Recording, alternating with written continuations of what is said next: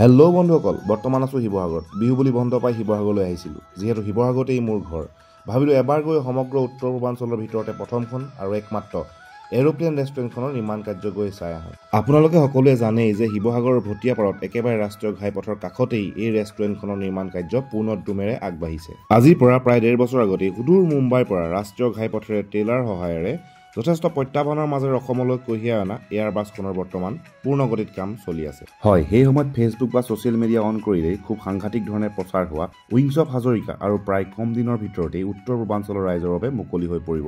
যিহেতু প্ৰায় 2-3খন বেলেগ বেলেগ ট্ৰেইলাৰ সহায়েৰে এয়াৰবাছখনৰ উইংছ বা চকাবোৰ কঢ়িয়াই আনিছিল আৰু এতিয়া এই সকলোবোৰ ভালদৰে এছেম্বলিং কৰি এখন পূৰ্ণ উৰাজাহাজৰ ৰূপ দিছে। প্লেনখন যিহেতু ৰাষ্ট্ৰীয় ঘাইপথৰ একেবাৰে কাষতেই ৰখোৱা আছে, গতিকে ৰাস্তাৰে অহা যোৱা কৰি থকা দূৰ দূৰণিৰ যাত্ৰীসকলে প্ৰায় বৰ্তমান সময়ত এবাৰ চাই যাবলৈ বা এখন ফটো উঠিবলৈ ভিৰ কৰা দেখা যায়। আমি আশাবাদী প্লেন ৰেষ্টুৰেণ্টখন মুকলি হোৱাৰ লগে লগেই ঐতিহ্যমণ্ডিত শিৱসাগৰেই নহয়, সমগ্ৰ উত্তৰ পূৰ্বাঞ্চলতেই পৰ্যটনৰ ক্ষেত্ৰত এটা নতুন সংযোজন হ'ব।